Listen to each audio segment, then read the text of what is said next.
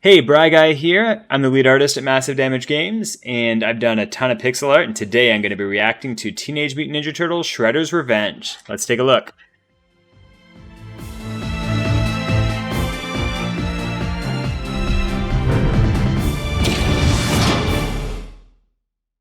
Cool stuff. Nice. Okay, I can see right away that this is going for a really classic aesthetic. Like it's animated much better. They're doing a lot more of the traditional animation principles, like a little bit of squash and squish, some smears in there to help with the animation, and just the keyframe poses are much better. But the limitations seem pretty similar to the Super Nintendo, like Turtles in Time. So let's keep going. I love Michelangelo's run cycle there. So it doesn't look like they beefed up the frames per second that much. So, I mean, the game's probably running at 60 frames per second, but the animation cycles, it looks like 5 or 10. I don't know. I would even lean towards 5 maybe. So it has like really strong key poses. There's animation between each of them, and they're really well done. An example of, for the most part, it seems like they're keeping to SNES limitations, to Turtles in Time, maybe early arcade limitations. But the biggest difference I think they're doing is I think they're taking some liberties with the sprite box sizes, because I mean typically you wouldn't be able to your animations would be more constrained, because the more you have like larger frames, so basically you have your image in the middle and then you have padding around it in the box. I can show you an example in a minute, but you have padding around it and then that has to be tiled side by side, and you typically put as much padding as you want space to animate, but they really had to narrow that space down in retro games because they just didn't have a choice. They didn't have enough memory to store that much. So it looks like the biggest liberty, because they're keeping their color palette pretty limited, closer to what you would see. Maybe, I don't know if it's 256 colors, but closer to what you'd see in the SNES era, the early arcade era. They're keeping the animations pretty limited, but they're going much further with their key poses and the looks like the size of their frames. So just keep watching. Just a couple of frame cycle. Okay. Using the typical like doubling animations. Nice.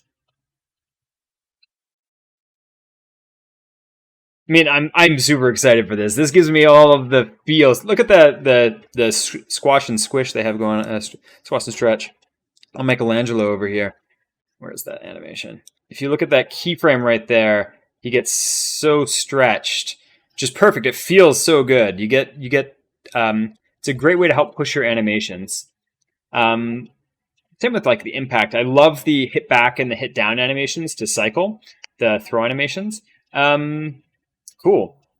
So this is an example, I would say, of a pixel art game done to look classic. Like, they're not doing any of the stuff that you would do nowadays other than going widescreen and maybe beefing up the sprite box padding and doing more extreme, better drawn, I would argue better animation principles for their drawing and for their animation, but not too much has changed other than that. They're keeping their palettes really limited.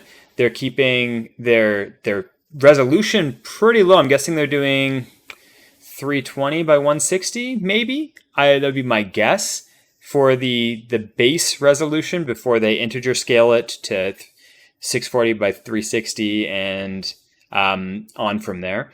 Sorry, not 320 by 180 would be what it would be, maybe. So, anyways, fascinating. I'm like, these are real masters of their pixel art craft. You know, they know how to animate. They know how to do really unique idle poses. I love that Michelangelo animation. It just has so much personality. You know, the extremes on these frames are great. Yeah. So overall, I'm excited. I know I'm going to play this with a few friends, and hopefully, it gives me the feels from like Turtles in Time. Such a great game. I still play Turtles in Time every time I go see my brother.